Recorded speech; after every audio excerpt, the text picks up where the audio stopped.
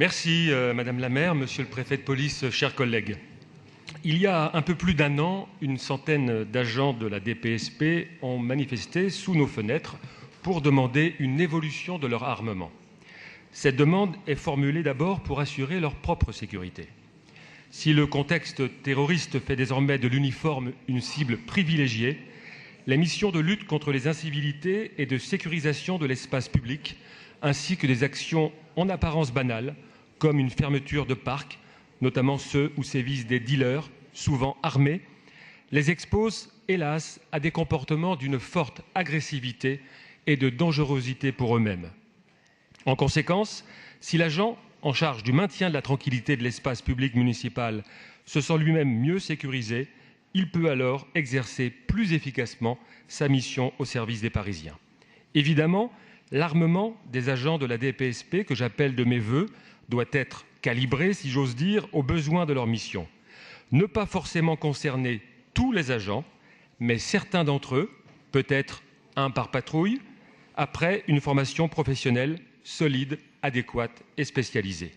Mais une chose est sûre, l'armement actuel des ASP et des ISVP, qui relèvent de la catégorie D, ne répond plus aux demandes de nombreux agents qui souhaiteraient un armement complémentaire correspondant à un niveau supplémentaire de responsabilité, notamment le pistolet à impulsion électrique.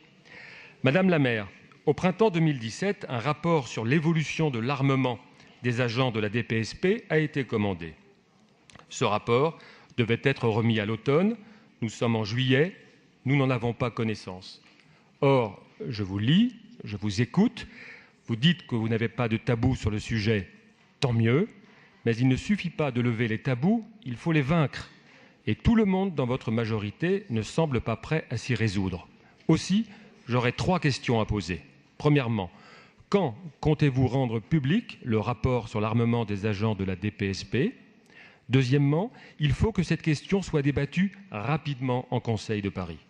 Plus nous nous rapprocherons des élections municipales, plus le risque de posture politicienne est grand. Aussi, je vous demande, au nom du groupe UDI Modem, un débat dès la rentrée prochaine. Y êtes-vous favorable ? Enfin, quelle est votre position, sous les réserves que j'ai soulevées, à un armement non létal des agents de la DPSP? Je me permets de vous faire un point d'information sur la mission conduite au cours des derniers mois sous l'égide du secrétariat général qui concernait donc la question de l'armement, non pas de la police municipale, mais des agents municipaux et en l'occurrence ceux de la DPSP. Les groupes politiques de tous bords ont été auditionnés, les agents ont été vus par le rapporteur, l'ensemble des organisations syndicales évidemment, mais aussi des rencontres dans les circonscriptions. Et ce travail a fait, je crois, l'objet d'une démarche saluée pour son sérieux par toutes et toutes. Je ne reviens pas sur les conditions dans lesquelles vous aviez souhaité que cette mission ait lieu, Madame la maire, mais évidemment, ce contexte était important pour faire émerger la demande des agents en matière de protection de leur mission et de leurs actions, et puis évidemment de nourrir nos réflexions, faire l'objet d'un travail rationnel, apaisé, minutieux. Voilà, repartant des missions des agents, des besoins des habitants et des moyens nécessaires pour y répondre. Alors, cette étude, elle a eu lieu dans un cadre évolutif, puisqu'elle avait été souhaitée, Madame la maire, avant la mise en œuvre de la loi sur le statut de Paris. Et évidemment, le rapporteur a dû s'adapter à un environnement changeant. C'est d'ailleurs la raison, je l'ai dit aux organisations syndicales de la DPSP, pour laquelle le rendu de cette étude a pris un peu de retard, parce qu'il a fallu reprendre toute la question des ASP.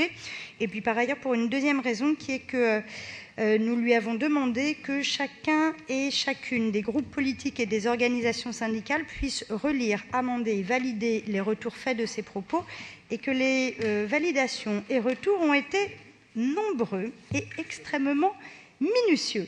Ce rapport est aujourd'hui finalisé. Il vous a été remis, Madame la maire, début juin. Il a été présenté par le secrétariat général à l'ensemble des organisations syndicales de la DPSP et il est en train d'être diffusé aux présidents de groupe par le secrétariat général. Je termine en vous disant que, sans reprendre ce que nous disions ce matin, ce travail Nous avons souhaité lui redonner toute sa place en reprenant de façon globale la question des besoins des Parisiens, des missions des institutions et des moyens pour y parvenir. C'est le sens de l'audit de sécurité que la maire de Paris a proposé dans la démarche, dans les moyens au préfet de police qu'il a accepté, que nous vous avons présenté par le biais d'un vœu de l'exécutif présenté ce matin. Et c'est évidemment dans cette optique que nous allons poursuivre le travail sur les missions et les moyens des agents pour agir toujours plus efficacement en faveur des Parisiennes et des Parisiens. Merci beaucoup, Colombe Brossel. Merci, monsieur le préfet de police. On peut l'applaudir, bien sûr. Les applaudir. J'ajoute juste un point, mais vous l'avez évoqué ce matin sur l'audit sur la sécurité. Je pense que, puisque vous avez fait référence aux échéances dans 18 mois, je pense que justement la bonne façon de poser un sujet, c'est de rentrer par le fond, par une analyse qui soit une analyse sincère, libre, authentique. C'est pour ça que j'ai souhaité un audit qui fasse l'objet d'un cahier des charges, qu'il y ait une réponse et que nous puissions suivre ensemble les résultats de cet audit sur la sécurité qui nous renseignera et renseignera les Parisiens à la fois sur la situation, et je pense que la situation est une situation très positive du point de vue du travail qui est fait entre la préfecture de police et la ville de Paris, que la loi de février 2017, qui est quand même 2017, nous sommes en juillet 2018.